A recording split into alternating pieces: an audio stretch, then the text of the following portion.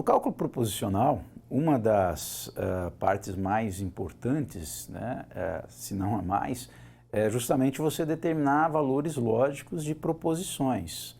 Então, dadas as proposições P, Q, R, S, sejam elas quais forem, nós podemos compor outras proposições a partir delas.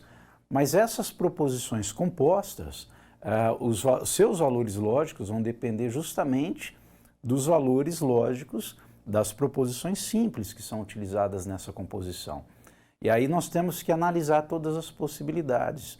E é isso que a gente vai estar fazendo nesse vídeo, para introduzir dois novos conceitos, inclusive, aqui. Mas para fazer esse tipo de análise, logicamente, é necessário que você conheça, né, conheça as tabelas verdades dos conectivos. Saber, por exemplo, que uma conjunção, que é o E, né, P e Q, essa conjunção P e Q só vai ser verdadeira quando P for verdadeiro e Q for verdadeiro. Se uma delas for falsa, a conjunção ela é considerada falsa.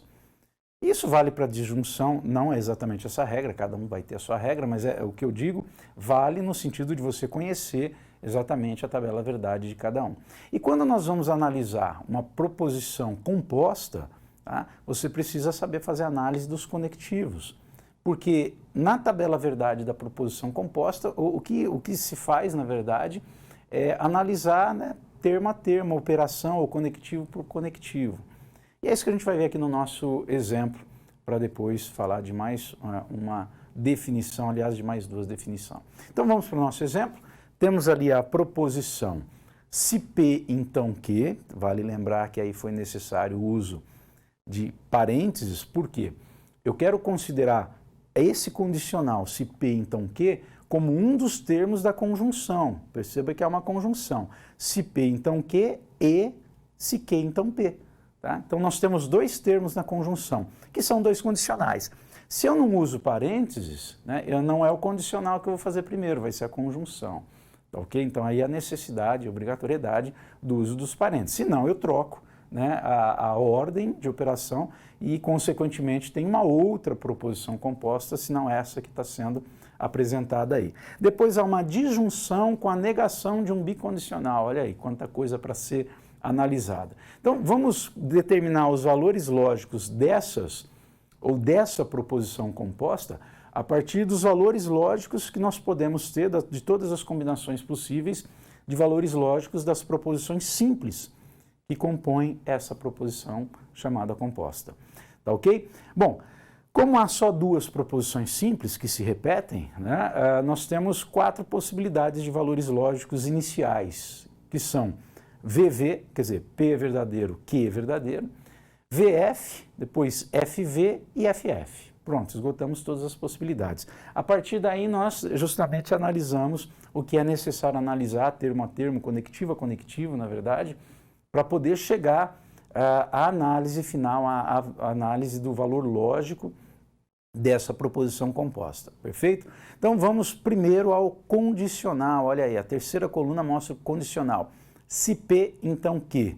Lembre-se que o condicional ele só é falso quando nós tivermos o caso VF.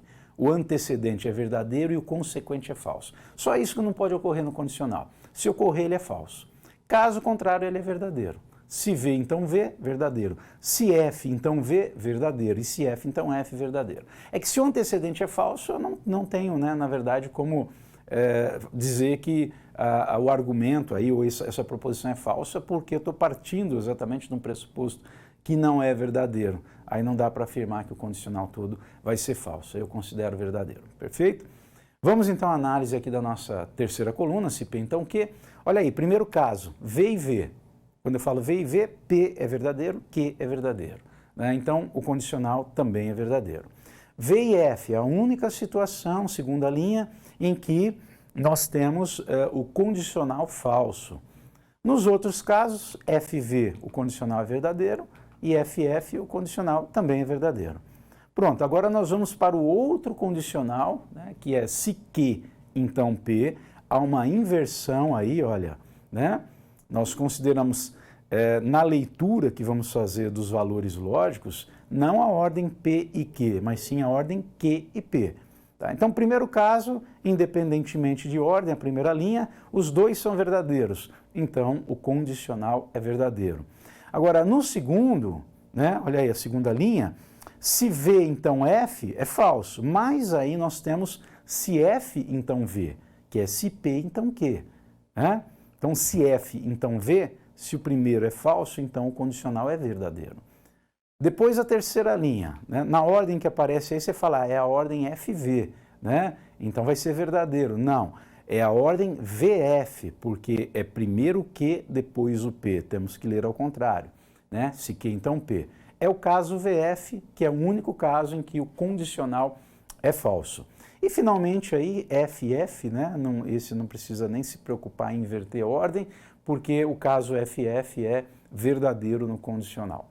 Ok? Bom, aí eu coloquei na quinta coluna somente um sinal de conjunção, tá? Que é a conjunção das duas últimas expressões aí. É o que está entre colchetes. É a conjunção do condicional PQ e do condicional QP, ok? Bom, conjunção ela só é verdadeira quando as duas partes forem verdadeiras. Eu estou falando duas porque aí nós temos duas, né? Mas uma conjunção de N proposições só vai ser verdadeira se todas as N proposições forem verdadeiras. Se tiver uma falsa, pronto, a conjunção não pode ser considerada verdadeira e aí ela é considerada falsa. Perfeito? Então vamos aqui à nossa análise. Primeiro caso, primeira linha, V com V, né?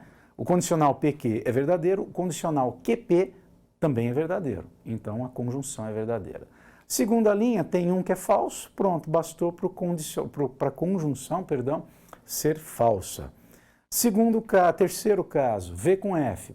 Se tem um falso, a conjunção é falsa. E por último, nós temos V com V, portanto, a conjunção é verdadeira. Depois, o bicondicional. Olha, o bicondicional, você pensa como sendo exatamente o condicional, ida e volta, né? Então, o bicondicional, ele só vai ser verdadeiro quando as duas proposições forem verdadeiras ou quando as duas proposições forem falsas. Ou seja, quando as duas proposições tiverem o mesmo valor lógico. Se forem valores lógicos diferentes, uma verdadeira, outra falsa, ou vice-versa, o bicondicional é falso, tá? Porque o condicional, ele é verdadeiro quando você tem FV, mas se você fizer a volta VF, é falso. Tá? Então, o bicondicional, como é a ida e volta, você considera verdadeiro o bicondicional quando os dois forem verdadeiros ou quando os dois forem falsos, ou as duas proposições. E se uma delas é falsa e outra é verdadeira, o bicondicional é considerado falso. Então, vamos aqui à resolução do bicondicional, entender o porquê aí que eu estou considerando. Né? Se P, então Q, quando eu tenho o caso V com V, P e Q verdadeiros, o bicondicional é verdadeiro, primeira linha. V com F, o bicondicional é falso. F com V, o bicondicional também é falso. E, finalmente, F com F, os dois são iguais, então o bicondicional é verdadeiro. Aí nós temos a negação, penúltima coluna, a negação do bicondicional, só inverter os valores lógicos da coluna anterior. Né? Se o bicondicional é verdadeiro, a negação é falsa. Né? Se o bicondicional, é falso, a sua negação é verdadeira. E aí você tem só a inversão desses valores.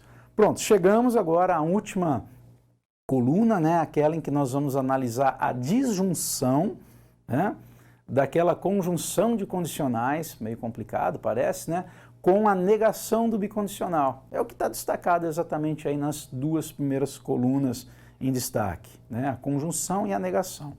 Tá? Agora, a disjunção, o ou, vai ser verdadeiro. Para ser verdadeira a disjunção, basta uma das proposições componentes ser verdadeira. Ou seja, só vai ser falsa a disjunção se as duas forem falsas. Então vamos à nossa análise para fechar aqui a questão. Olha lá, V com F, dá V, bastou uma ser verdadeira.